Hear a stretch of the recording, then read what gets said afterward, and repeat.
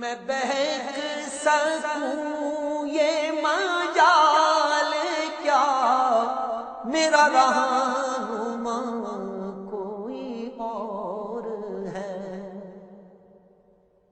میں بہک سکوں یہ مجال کیا، میرا رہنما کوئی اور ہے۔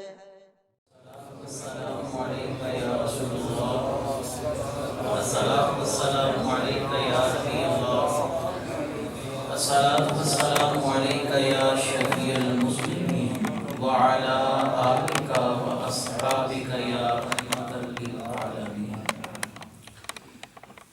اللہ تبارک و تعالیٰ کی حمد و ثنا نبی مکرم وجہ تخلیق کائنات جان رحمت حضرت محمد مصطفیٰ صلی اللہ علیہ وآلہ وسلم کی اور آپ کے جمیع آل و اصحاب کی بارگاہ ناز میں درود و سلام کی نذرانوں کے بعد سامعین ذی وقار میری انتہائی عزت اور احترام کے لائق مسند صدارت پر جلوہ افروز قاری عبدالخالق زاہد صاحب برکاتہ القدسیہ، میرے مسلک کے بہت ہی خوبصورت عالم دین علامہ شاہد شبیر صاحب دامت برکاتہ العالیہ، میرے بہت ہی قریبی دوست خطیب اہل سنت فاضل نوجوان علامہ کاشف نذیر فریدی صاحب دامت برکاتہ العالیہ، علامہ دانش اتاری صاحب، دیگر معززین علاقہ، اس محفل کا انعقاد نبی کریم صلی اللہ علیہ وسلم کی نسبتوں کے احترام کے حوالے سے کیا گیا۔ اللہ تبارک و تعالی ہمیں ہر اس چیز کا احترام نصیب فرمائے جس کی نسبت ہمارے آقا کریم صلی اللہ علیہ وسلم سے ہو گئی۔ یہ بات صحابہ اور اہل بیت کی نہیں ہے، اس کو اگر دوسرے زاویے سے دیکھیے تو یہ بات صرف نسبت رسول کی ہے۔ میں ایک آیت مبارکہ آپ کے سامنے تلاوت کرنا چاہوں گا، پھر اس کی مختصر سے تفسیر، کیونکہ دونوں علماء کے بعد میں نے بھی یہی گفتگو کرنی ہے کہ ان لوگوں کو اللہ نے عظمت دی، یہ اہل سنت کے سر آنکھوں پر ہیں، ہمارے سروں کے تاج ہیں۔ اہل بیت کے حوالے سے بہت خوبصورت خطاب کیا علامہ شاہد شبیر صاحب نے، بالخصوص تفسیر کبیر سے بہت خوبصورت حدیث کا انتخاب کیا۔ علامہ صاحب نے کاشف نذیر فریدی صاحب نے بڑی خوبصورت طریقے سے آسان طریقے سے اپنے مضمون کو سمیٹا۔ اللہ تبارک و تعالیٰ نے قرآن مجید فرقان حمید میں فرمایا ربنا اغفر لنا ولاخواننا الذین سبقونا بالایمان ولا تجعل في قلوبنا غلا للذین آمنوا ربنا انک رؤوف رحیم۔ اللہ تبارک و تعالیٰ نے دو فلاح پانے والے گروہوں کا ذکر کیا، ایک جس نے اپنے نفس کو لالچ سے بچایا وہ کامیاب ہو گیا۔ سورہ حشر کی پچھلی آیت کا مفہوم میں آپ کے سامنے پیش کر رہا ہوں کہ جس نے خود کو لالچ سے حرص سے بچایا وہ کون ہوا؟ کامیاب ہوا۔ اور اللہ نے فرمایا اور وہ لوگ کامیاب ہوئے جو کہتے ہیں یا اللہ جو ہم سے پہلے حالت ایمان پر اس دنیا سے گئے ان کی مغفرت فرما دے۔ دو گروہوں کا ذکر ہے، ایک جو خود کو حرص سے بچانے میں کامیاب ہے، دوسرا جو پہلوں کے لیے دعائیں مغفرت کرتا ہے۔ رسول اللہ صلی اللہ علیہ وسلم نے فرمایا تھا کہ مدینہ میں ایک عالم ہوگا، لوگ اونٹوں پر سفر کرتے اس سے علم حاصل کرنے کے لیے آئیں گے۔ اس سے مراد شارحین حدیث نے کہا کہ اس سے مراد امام مالک رحمہ اللہ ہے۔ امام مالک کی علمی قابلیت پر تو حدیث نبوی نے ہی موثق کر دی۔ امام مالک کے پاس ایک شخص ایسا آیا، اس نے کچھ صحابہ کے لیے کہا کہ میں فلاں کے لیے یہ عقیدہ رکھتا ہوں، میں فلاں کے لیے یہ عقیدہ رکھتا ہوں۔ آپ نے فرمایا کیا تو مہاجرین صحابہ سے ہے؟ اس نے کہا نہیں میں مہاجرین صحابہ سے نہیں۔ آپ نے فرمایا پھر تو انصار صحابہ سے ہے؟ اس نے کہا میں انصار صحابہ سے بھی نہیں ہوں. صحابہ کے کون سے دو بڑے گروہ ہیں؟ مہاجرین اور انصار رضوان اللہ تعالی علیہم اجمعین. اس نے کہا نہ میں مہاجرین سے ہوں نہ انصار سے. آپ نے فرمایا تیسرا گروہ ہے اہل ایمان کا، مومنین کا، میں امام مالک کہتا ہوں ان میں سے بھی نہیں ہے، کیونکہ نہ تو مہاجرین سے تو نے اقرار کیا، تو انصار سے بھی نہیں تو نے اقرار کیا، اور اہل ایمان کے لیے اللہ نے ان کا وصف قرآن میں نقل فرمایا کہ وہ پہلوں کے لیے دعائے مغفرت کرتے ہیں. ان کے لیے کیا کرتے ہیں؟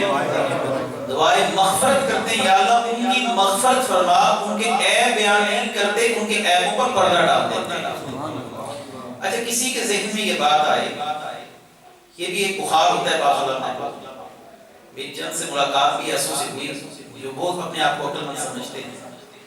جی میں نے جو حقیقت ہے میں تو وہ بیان کر رہا ہوں.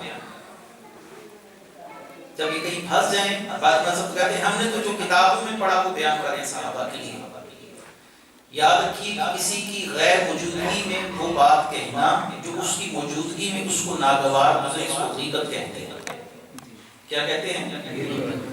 غیبت کہتے ہیں. اور رسول اللہ صلی اللہ علیہ وآلہ وسلم نے فرمایا الغیبۃ اشد من الزنا، غیبت زنا سے بھی بدتر ہے. جب ایک عام بندہ مومن کی غیر موجودگی میں اس میں موجود عیب کا ذکر کیا جائے تو وہ زنا سے بدتر ہے. تو جنہوں نے چہرے مصطفیٰ کی زیارت کی ان کے عیب مسجدوں کے ممبروں پر بیان کرنا یہ کتنا ہی بدتر ہے. آپ یہ کہیں کہ ہے تو جو چیز ہو اس کی غیر موجودگی میں بیان کرنا غیبت ہے، جو نہیں ہے وہ بیان کرنا بہتان ہے.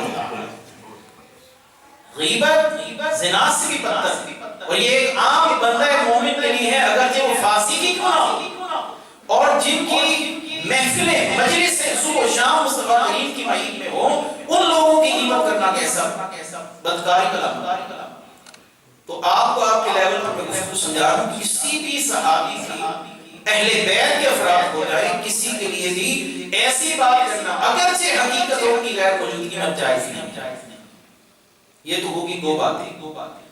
اب تیسری بات کی طرف آتے ہیں. علامہ شاہ شبیر صاحب نے ایک گفتگو فرمائی، میں نے اپنی مختصر گفتگو کرنی ہے، علماء بیان کر چکے. رسول اللہ صلی اللہ علیہ وسلم نے فرمایا کہ تیرے لیے دو گروہ ہوں گے، ایک حد سے تجاوز کرنے والا اور ایک آپ کی شان میں کمی اور تنقیص کرنے والا. کتنے گروہ ہوں گے؟ دو گروہ ہوں گے.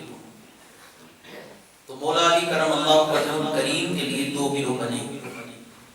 ایک نے حد سے تجاوز کیا اور اس مقام پر لے جا کر کھڑا کیا جس مقام پر زبان رسالت اور اللہ تبارک و تعالیٰ کی طرف سے کوئی دلیل نہ پائی گئی. اور ایک گروہ نے حضرت علی کرم اللہ وجہ الکریم کے لیے اس مقام کا انتخاب کیا جو ان کے شایع نشان ہے.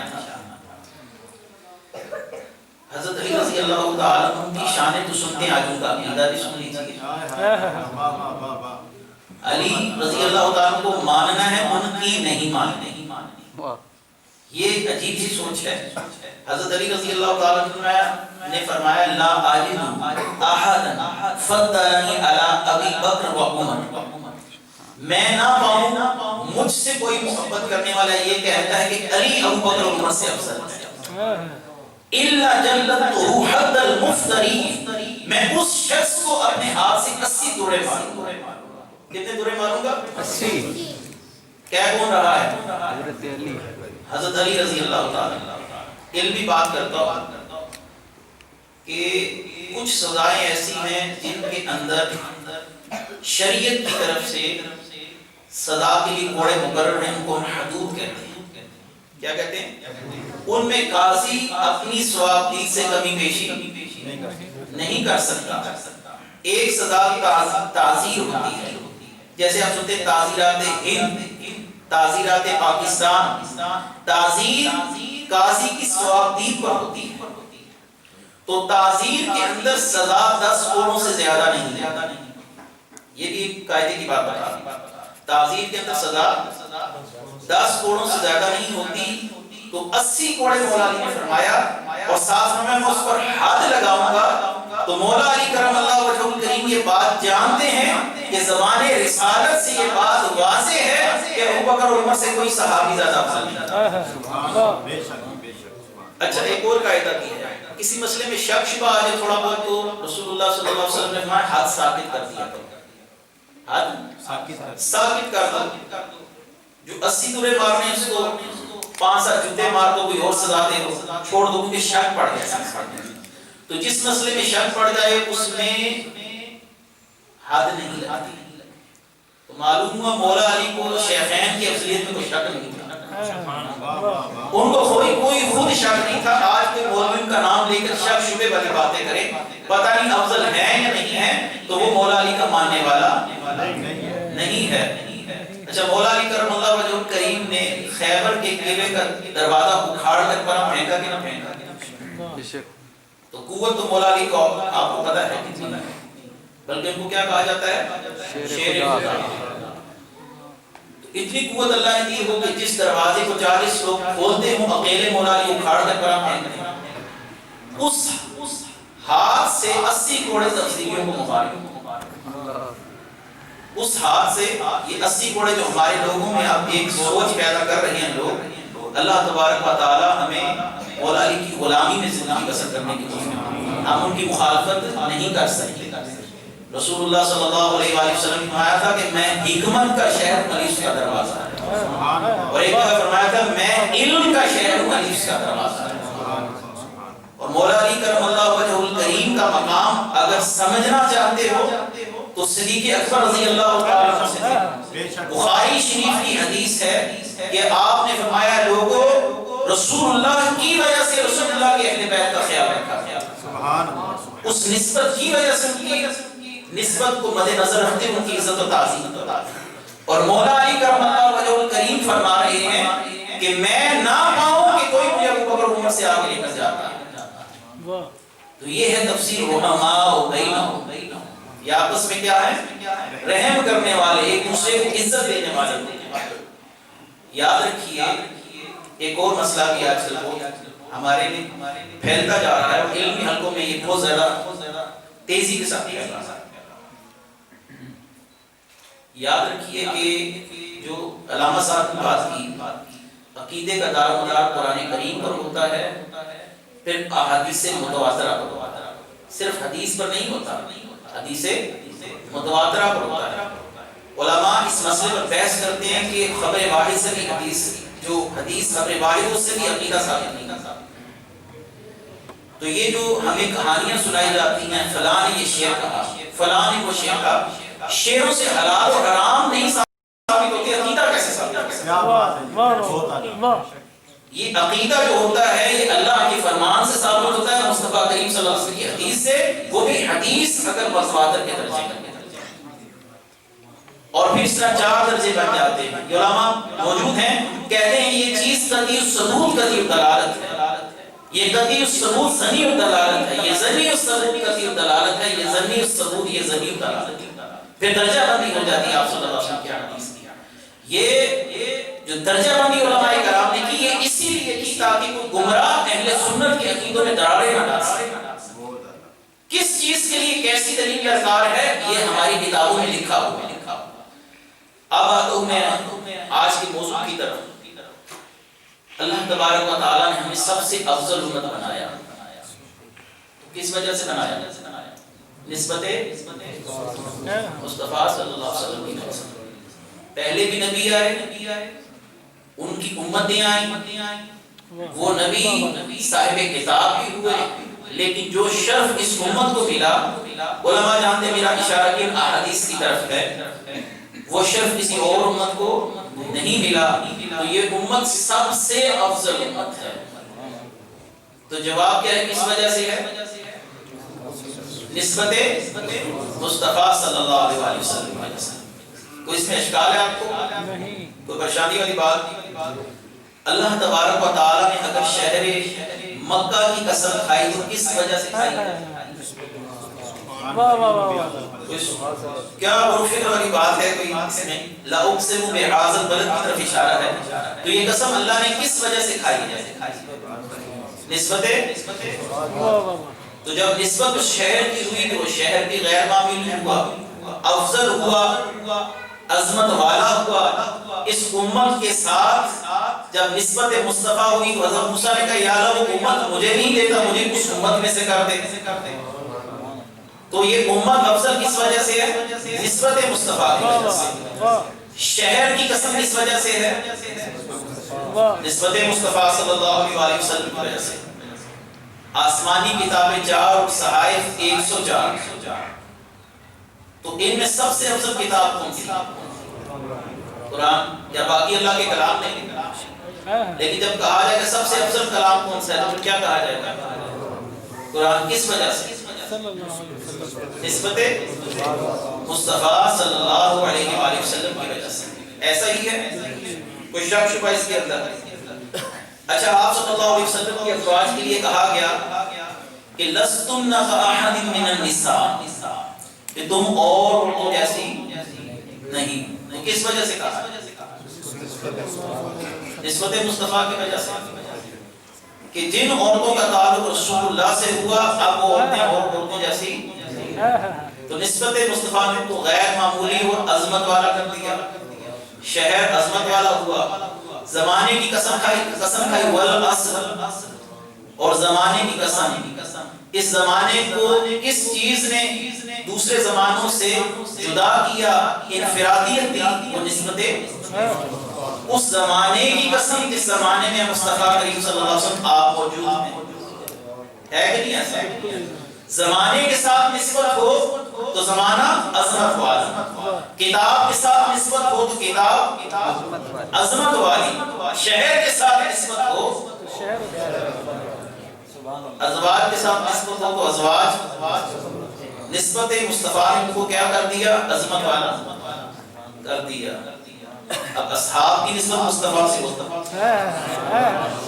تو اصحاب عظمت والے، کہ رسول اللہ صلی اللہ علیہ وآلہ وسلم کے اصحاب کو وہ عظمت ملی کہ رسول اللہ صلی اللہ علیہ وسلم نے ارشاد فرمایا کہ اگر میرا ایک صحابی ایک مٹھی پر جو اللہ کی راہ میں دے اور تم احد پہاڑ سونے کا دے دو تو میرا صحابی اس پر سبقت رکھتا ہے۔ اچھا، صحابی کو یہ شرف کیوں ملا؟ نسبت مصطفیٰ صلی اللہ علیہ وسلم کی وجہ سے۔ اچھا، صحابی کا عمل ایک مٹھی جو دینا وہ اس کو احد پہاڑ سونے سے بھی زیادہ سبقت والا کر دیتا ہے، اس کے عمل کو کوئی نہیں پہنچ سکتا۔ تو طائفہ نجدیہ کی عقل پر معلوم کرنا چاہیے جو کہتے ہیں کہ امتی عمل میں نبی سے بڑھ جاتا ہے، جس کے ساتھ نبی کی نسبت ہو اس کی ایک مٹھی کو امتی کوئی نہیں پہنچ سکتا، تو اس مصطفیٰ صلی اللہ علیہ وسلم کے عمل کو کوئی امتی کیسے پہنچ سکتا؟ یہ کس وجہ سے ہے؟ نسبت مصطفیٰ صلی اللہ علیہ وآلہ وسلم، اور وہ گھر جس کے ساتھ آقا کریم صلی اللہ علیہ وسلم کی نسبت ہو گئی، اہل بیت وہ بھی عظمت والے، کس وجہ سے؟ نسبت مصطفیٰ صلی اللہ علیہ وسلم۔ اچھا، یہ ساری عزتیں، یہ ساری تقریبیں، یہ سارے اعزازات کس وجہ سے ہیں؟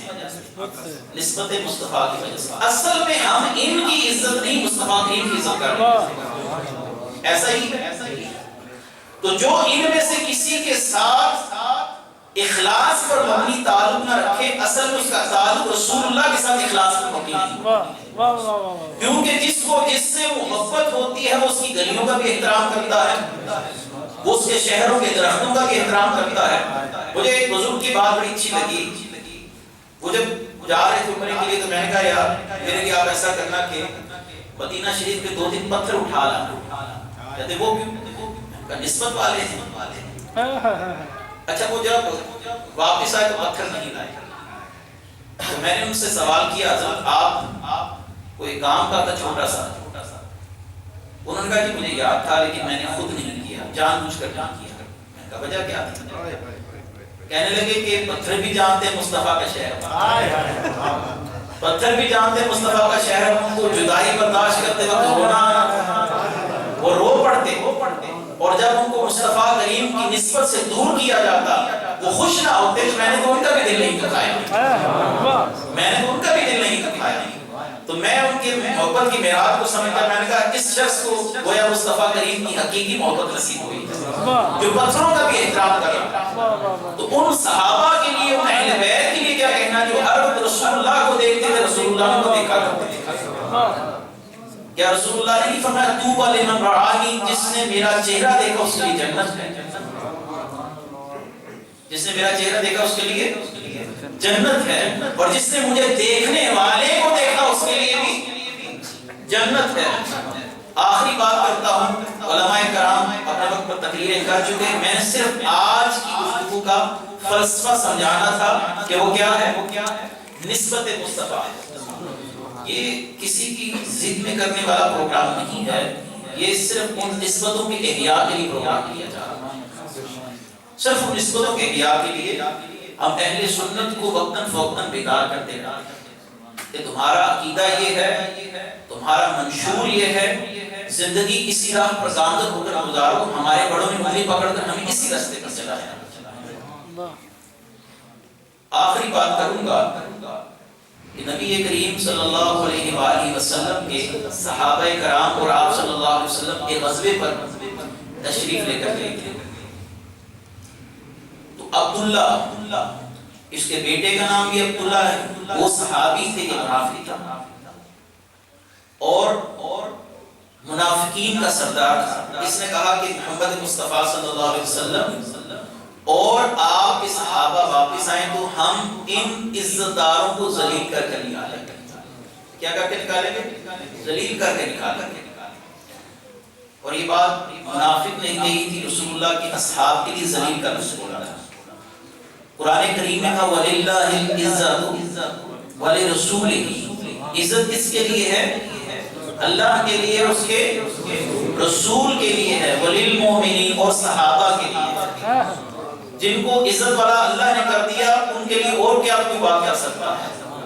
اللہ نے ساتھ فرمایا وَلَكِنَّ الْمُنَافِقِينَ لَا يَعْلَمُونَ، لیکن منافق یہ بات نہیں جانتے کہ اللہ نے صحابہ کو عزت عطا فرمائی ہے۔ کس کے لیے فرمایا کہ وہ نہیں جانتے کہ صاحبان عزت ہیں صحابہ، یہ منافقین کا عقیدہ، اور منافق کا تعلق نہ رسول اللہ صلی اللہ علیہ وسلم سے اخلاص پر مبنی ہوتا ہے، نہ رسول اللہ کی نسبتوں کا احترام کرتا ہے۔ تو آج کی گفتگو کا لب لباب اور حاصل یہی ہے، نسبت مصطفیٰ صلی اللہ علیہ وسلم نے ازواج کو بھی تقریب اور تعظیم کے قابل کیا، اصحاب کو بھی عزتیں اسی نسبت سے ملی، امت بھی اسی نسبت سے افضل و اعلیٰ ہے، شہر مدینہ بھی اسی وجہ سے افضل و اعلیٰ ہے۔ علماء جانتے ہیں، اس بات پر بحث موجود ہے کہ مکہ افضل ہے یا مدینہ، اور مالکی حضرات اس بات کو وثوق سے کہتے ہیں کہ مدینہ افضل ہے کیونکہ رسول اللہ موجود ہے۔